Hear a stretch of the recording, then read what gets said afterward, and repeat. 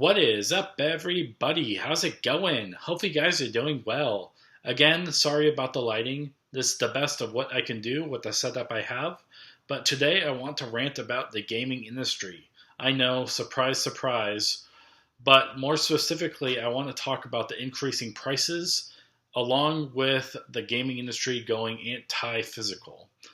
So let's talk about the prices first. I want to start with Xbox. Xbox has raised the prices of all Xbox consoles. I didn't really have much of an opinion on this. The first thought was, well, I'm not buying an Xbox now. It's not worth it. I know they have really good games and they're eventually going to get ported over to PlayStation, but I was thinking about it before, but not at $650, maybe at $500, but the thing is, it's just too much money for me right now, especially if you could just buy a PC and get better games there.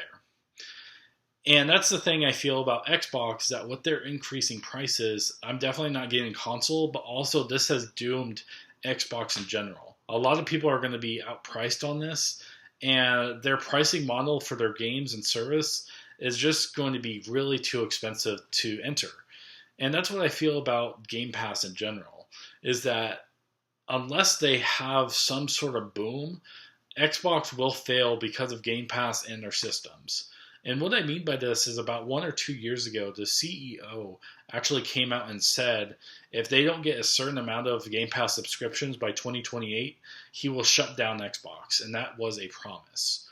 And so I think that's definitely what's going to happen if Xbox doesn't die out sooner by 2028, is that with the increasing prices of their consoles, but also with the limited scope of their games, they don't really have a good platform to go on. And I really think they're going to die out soon.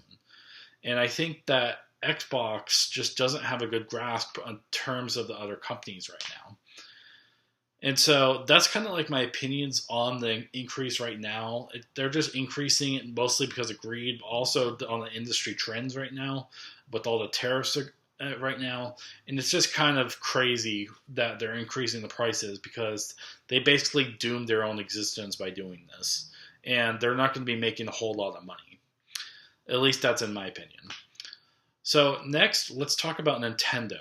Because I have ranted a lot about the Nintendo Switch 2 already, but I'm going to talk about the increasing prices of the games, but also just the system in general. So just like what Xbox did,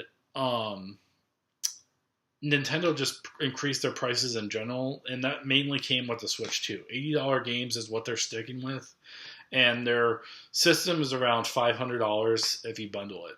And so with the subscription itself, that's around $700, more or less, with all the taxes and fees and all that.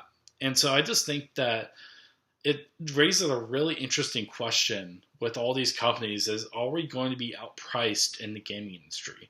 And what I mean by that is I don't want to be paying $80 plus, especially in the future with GTA 6 or even in your future games, because I don't want to be paying $80 for a game. That's just too much, especially if the game only has like 12 hours of real true content, you know? And so I just think that with the games that are going to come out, there's not really much to go on in terms of what you're buying in terms of the value. And that's what I don't like about this, is that I feel like I'm going to be outpriced and outmatched in the gaming industry because I don't want to be paying $80 plus for one single game. I'm fine with paying $30, $40. And that's the thing, is that I really think that the AAA gaming industry is going to be crashing because of this, because all these prices are going to rise, and eventually gamers are not going to buy, and so all these companies are going to fail. That's what I think. And I might be wrong, but the thing is, we're coming up into a recession, and I think that people do not want to buy $80 video games, especially when they're trying to save money, if they're smart. And I really think that it's really smart of people to not buy these $80 video games.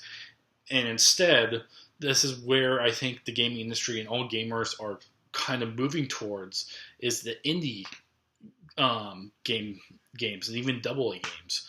Balatro, for example, really cool indie, I think, game, and it's a really cool card game that's very, very, very, very addicting.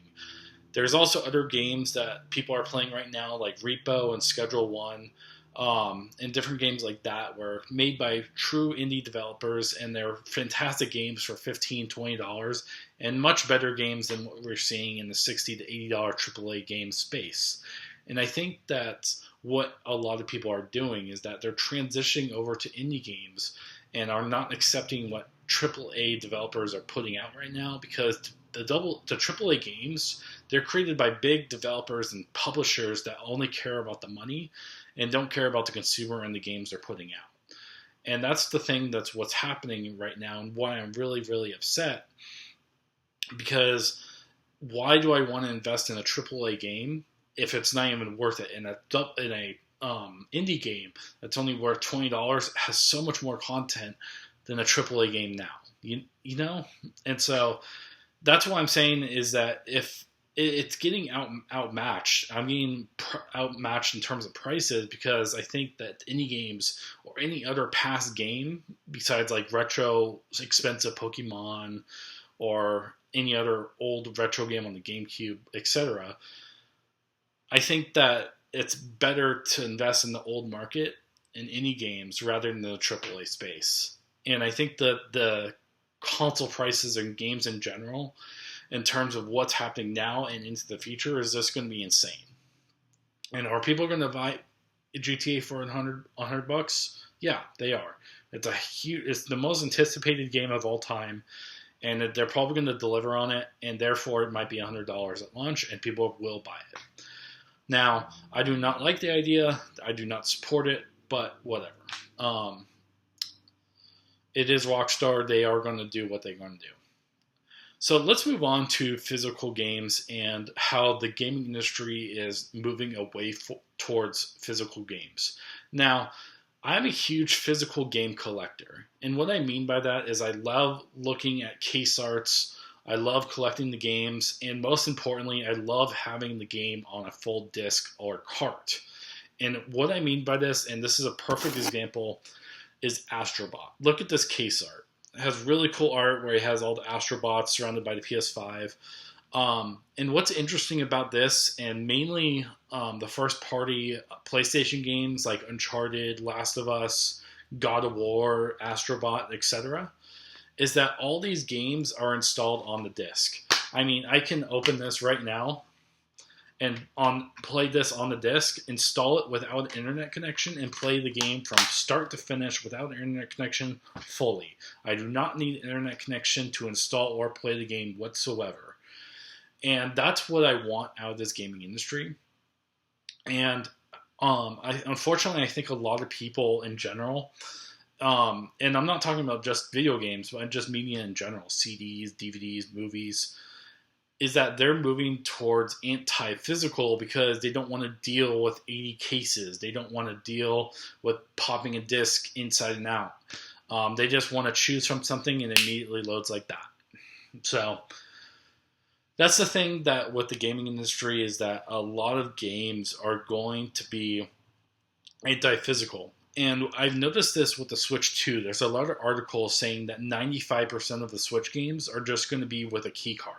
And what I mean by that is that, yeah, you'll have a physical case, but it's going to have a certain code you're going to have to enter. And it's like, well, why bother? You can just buy it physically and have the same effect. And a good example of this is limited run games with Lollipop Chainsaw. I bought this game, and the thing is, I noticed that the game, they rushed to production and installed the 1.0 patch. And people are like, well, what's so wrong with that? Well, the 1.0 patch contains a very big bug, which you can't beat the final boss, and therefore can't finish the game. And so you need the patch to install on the game to finish the game. And I don't like that. And it's like, well, if I can't play it on the disc itself, what's the point of having the disc if I'm still going to install the update? I can just have the digital game and have the same effect, you know? Again, I can play this game without any updates whatsoever, play off the 1.0 patch on Astrobot, and play from A to B of the whole game and finish it. That's the beauty of this game and all games installed on the cart. And I can my games right back here, sorry, right there, are mostly all games that. Sorry, you just got to update for updates, but basically all the games back there contain all the games on the cart, and most of the games on the Switch 2 and and Microsoft games, they are all digital. They contain a key card. They don't want to imprint the whole disc. The thing is, with all these games, they're getting bigger and bigger and bigger. Yes, I understand that. Now they could rush into production, or not rush, but they could manufacture and produce more discs to put on the disc. It's kind of like Cyberpunk. You need 2 discs to install it on the PS4. The same with Horizon Forbidden West. You have 2 discs on the PS4. And what I mean is, if you have the PS5 and all future consoles, you can go with the 4K route, which is, I think you install 100 gigs per disc. So if the game is like 167 gigabytes, you just need 2 discs. Now, if we're seeing greater and greater sizes, like 400 gigabytes, sure, you're going to need 4 or 5 discs. And that's why people are like, well, at that point, you could just buy digital, especially if a lot of people still have internet. What's the point of buying discs if you're just going to keep on installing? What is disc 1, disc 2, disc 3, and then the play disc, And so that's what I think is happening with the gaming industry and why I don't like it. Many of the games are not going to be fully installed on the disc and carts, especially Nintendo, because it's easier just to upload something digitally and not have to pay the extra price to manufacture, produce, and ship them off to different retailers. And that's why I don't like it. And my main point for this is that's why I embrace indie games, but also I embrace the past. I have heavily invested into PS3 gaming. I have a great PS3. I have many games for it, but also not in terms of the old style PS3 and PS2 games. I have also have a huge backlog in terms of PS4 and PS5 games. I have a huge backlog in terms of the amount of games I need to play, but also the series. For example, I have the Yakuza series. I have Mass Effect series. I have the Metro Saga. I have RDR 1 and 2. Basically, I have all these games, and especially between Mass Effect and Yakuza, that's going to take thousands of hours to complete. And in between that time, I don't need to be buying $80 video games, and especially with the gaming industry going digital, it's just not worth it to be buying all these new games when I can have a whole backlog and play all these games. Cyberpunk, for example, I still need to play that, and I heard it's hundreds of hours long, especially if you want to 100% everything. And so there's a huge backlog I need to finish. And my rant just in general is I don't like the gaming industry going anti-physical. This is the reason why. If I don't have an internet connection or the power goes out and I have a backup generator and I can still play this game, I don't need the internet. I could play this start to finish without an internet connection. I could pop this right into my PS5, install it for 30 minutes, and play it. I don't need an internet connection whatsoever. And people are going to be like, well, you always have an internet connection, so what's the point? My point is that it's also for preservation purposes. Take For the Crew 1, for example. Totally digital game. I still never actually played The Crew 1. I wanted to play it. It was on my to-do list, but they shut down the servers. It's anti-physical, and so when they shut down the servers, the game's lost forever. So basically, if this was not a disc and it was just online only, basically, if PlayStation in 10 years has like an EMP or they decide to lose the license for this, Astrobot is totally gone. I can no longer play this ever, and basically this game is lost. And so that's why I support physical gaming too, because it's also preservation. Now, graded games are a different story. I like that it can still preserve the game, but also it ruins the market because I am not paying $1,000 for a sealed copy and graded copy of Super Mario 3D All-Stars. That's just ridiculous. And yes, that does exist. If you go on eBay, I think that's like the highest price for a game of 3D All Stars sealed, graded. Yes, I'm not joking. Just look it up. So that's just my whole rant about all this, is that the gaming industry is going anti-physical, and I don't like it because I am a true physical supporter. Unfortunately, there are many, many, many people that are not physical supporters, and we're kind of really rare in terms of physical collectors like myself. I'd love to have a physical game, but unfortunately, it has a lot of clutter to most people, and the people don't like it. And the thing is, if you get a lot of collections in terms of DVDs and whatnot, is that you can have 2,000 stacks of just DVDs and CDs and video games and whatever. And that's the thing, is that people don't want that. They would like their collection, or they want to pay $20 for a month on a subscription service and watch whatever they want. That's cool and have the freedom, but I don't like the idea that people are so anti-physical and they just want it gone altogether. Because if that happens, then all our media is just going to go up to monetization companies, and people are just going to profit off that, and a lot of media is going to get lost. For example, Drake and Josh, if you guys ever seen that show, there's a lot of episodes from season 1 and 2 that are totally lost. And not totally lost, but you can't find them on Paramount Plus. I mean, talk about the driver's license episode, the Wendy episode. I'm trying to think of, there's some ones where it has the band included. Basically, there's a lot of media that can get lost if you don't have a physical format. And that's why you have a lot of out-of-print DVDs as well that can go for high money and very rare to find because they didn't make enough of them. And so that's just the thing with the gaming industry and what I don't like. Excuse me.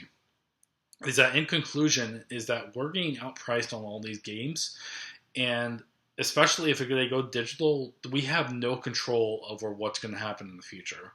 If the only option is to go digital for GTA 6 and it's $110, what option do you have?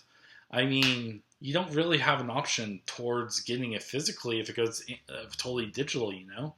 And so I think that's what's going to happen in the future, is that if we don't support physical now, it's just going to die off together because people are just going to accept digital forever and just accept the prices we're going to be paying. This was, I think I paid $60 flat. This was one of the PlayStation games that did not go up in price to $70. They stuck to $60. And I think if you go online right now, this is around $50 used. But if you go online right now, the PlayStation website and the PlayStation Store, that's probably going to be, I think, still $60 or $65 or something like that, depending on which digital version you buy. But I think that I'm being outpriced in the gaming industry in general, and I think that it's better to buy all these old games or just indie games in general, because there's a lot more to offer in terms of what you're buying, because there's a lot of content that indie developers have and what they created in the game they made, rather than AAA games just trying to suck money out of you, you know? And so that's my whole rant about this, is that I'm a physical gamer.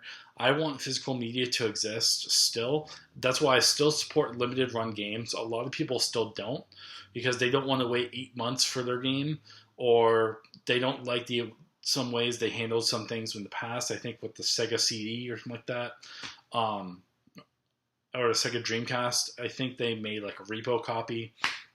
But anyways, that's why I still support physical, is that because I want my control of these games and I want to own this game forever. If I have a digital copy of a game and it's totally online, then I don't own it. I only rent it for some time. And that's why I still support physical games whenever I can, because that's kind of like where the gaming industry is headed. So this is my whole long rant, and I could rant forever about this, but basically the increasing in prices and anti-physical is making me less interested in the gaming industry in the future. It's making me embrace the past, because I think that's where I want to go. I could save a whole ton of money and still play a lot of games I still have to finish. Again, Yakuza series alone is going to take me forever, but I'm going to be happy playing it. But otherwise, I've been playing some Overwatch. I've just started playing Balatro and getting into that. And just enjoying my time with whatever games I have. I've also been watching a lot of the physical media and just movies in general. Collecting a lot of movie posters and just having fun with my life. And hopefully you guys are too, and just having fun overall and doing well in general. But with that said, this is my long and frustrating rant about the gaming industry. With lots of love and respect, you guys, I will see you guys next time, and peace out and bye.